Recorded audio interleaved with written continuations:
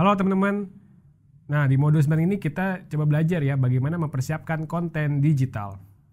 Nah, di modul ini teman-teman bisa ya memahami cara mempersiapkan dan mengelola konten digital yang efektif. Oke teman semua, kita perlu ya untuk mengetahui berbagai jenis konten berdasarkan tujuan. Karena memang semua konten itu nggak perlu untuk semuanya promosi penjualan ya, karena kita perlu untuk mengcombine berbagai macam jenis konten sehingga dapat menarik pelanggan gitu. Nah, ini biasanya konten promosi digital itu dibuat sesuai dengan tujuannya. Nah, teman-teman, apa saja jenis konten tersebut? Nah, pertama ini ada jenis konten untuk membangun kesadaran merek atau brand awareness. Jadi di sini teman-teman itu coba buat konten-konten hiburan, konten edukasi yang sifatnya menarik perhatian konsumen sehingga pelanggan mau tuh untuk coba melirik dan melihat kontennya sehingga jadi mau untuk mengunjungi toko online-nya. Nah, untuk kedua itu ada jenis konten untuk membangun ya citra atau brand image. Nah, di sini teman-teman sifatnya kita lebih memberikan pencitraan kepada konsumen kita mengenai kualitas dari bisnis kita. Jadi di sini kita bisa coba untuk memberikan informasi terkait proses kita, bagaimana terkait produk kita ya. Dan pastinya bagaimana nilai keunggulan dari produk atau layanan bisnis kita. Nah, ketiga itu adalah tujuannya meningkatkan penjualan. Nah, baru di sini nih teman-teman bisa melakukan konten-konten yang sifatnya promosi seperti ada diskon, ya ada flash sale. Nah, itu tujuannya memang kita langsung nih untuk meningkatkan penjualan pada saat itu. Nah, bagaimana sih caranya untuk membuat konten yang efektif? Oke, teman-teman, jadi di sini ada prinsip namanya AIDA ya. Nah, yang A itu artinya attraction. Di sini tujuannya untuk kita buat konten, pertama-tama yuk kita coba tarik perhatian dari pelanggan kita. Ini bisa memakai berbagai elemen seperti gambar, kemudian juga foto, tipografi, ya, kombinasi warna yang menarik. Gitu. Baru setelah konsumen kita attract, kita bisa masuk ke tahap berikutnya yaitu I, itu interest. Artinya kita coba nih membuat pelanggan tuh tertarik untuk lebih tahu ya terkait produk kita. Nah, di sini teman-teman bisa memakai copywriting, judul, tagline, quote, misi, story sehingga mereka pengen tahu nih lebih lanjut mengenai bisnis kita ya. Baru deh setelah di interest kita masuk tahap berikutnya yaitu D, desire. Di sini intinya pelanggan ingin tertarik ya untuk makin mau membeli produk kita. Nah, di sini teman-teman bisa memakai copywriting yang sifatnya lebih ajakan ya, insentif juga, tawaran dan juga informasi yang lainnya bisa lebih mengajak untuk mereka beli. Nah, terakhir ya baru deh yang adalah A, itu action. Kita di sini coba untuk menarik konsumen untuk dia mau melakukan pembelian kepada produk kita. Nah, di sini kita memakai link ya untuk aksi lebih lanjut seperti nomor HP, link pembelian ya, lalu juga situs-situs segala macam sehingga mereka langsung mau untuk membeli. Nah, makanya teman semua pastikan ya bahwa konten kita itu ada prinsip AIDA ini ya, attract, interest, desire dan juga action. Oke teman-teman, bagaimana sih perkembangan konten saat ini? Karena kita lihat ya bahwa waktu itu selalu berubah dan kita bisa lihat generasi pun juga memiliki karakteristik yang berbeda-beda. Nah, tadi kita udah sempat bahas ya konsep AIDA, tapi sebenarnya itu memang sudah cukup lama dipakainya. Itu terakhir itu diusung dari tahun 89 sampai tahun 2009 teman-teman ya.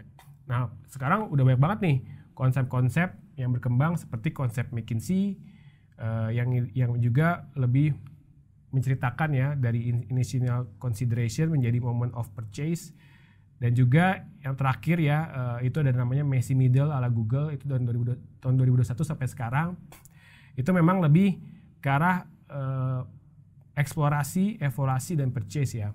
Nah, jadi teman-teman saat ini konsumen memang semakin banyak maunya ya. Konsumen juga lebih senang untuk mengeksplorasi dan mencoba jika teman ya atau influencer sudah mencoba. Nah, review juga menjadi faktor utama teman-teman ya dalam membeli. Bermunculannya para review makanan, review tempat usaha ya, itu sebagai bagian dari exposure dan evaluasi ya, di mana nantinya akan menjadi trigger dalam membeli. Jadi ingat teman-teman ya, sekarang proses itu eksplorasi, evaluasi dan juga experience. Oke teman-teman, nah mungkin ada yang bingung ya, gimana sih cara kita untuk menggali ide-ide konten usaha, karena kita mungkin kita bingung nih mau bikin konten apa lagi. Padahal sebenarnya teman-teman bisa ya untuk membuat ide dari berbagai pilar kegiatan dalam usaha kita. Pertama itu dalam proses ya, bisa dari proses produksi, proses pembelian, kemudian juga informasi mengenai bisnis kita, siapa saja yang terlibat. Dari sini kita bisa bikin konten nih teman-teman. Kedua dari produk jadi kita ya, kita bisa coba promosi produk kita apa saja keunggulannya.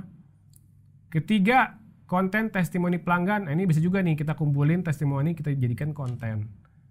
Nah, keempat pasti terkait penjualan ya. Jadi kalau kita ada promo-promo dari diskon, dari giveaway, dari cashback, itu bisa kita juga jadikan konten.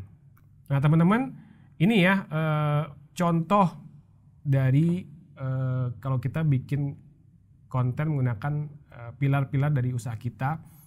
Ya, yang tadi kita sudah juga bahas juga. Jadi dari proses produksi kita bisa membuat konten terkait kualitas bahan, proses yang higienis, ramah lingkungan, tidak menggunakan bahan berbahaya dan juga sebagainya. Untuk konten produk jadi kita bisa coba buat konten mengenai varian produk, kelebihan atau nilai tambah produk, kemasan dan sebagainya. Untuk konten testimoni kita bisa bikin konten terkait komentar pelanggan, bukti terpercaya dan juga lain-lainnya. Dan untuk penjualan ya, kita bisa bikin konten terkait promo dan juga poin penjualan. Nah, ini teman-teman semua ya. Ini contoh-contoh dari konten-konten yang sudah kita bahas tadi.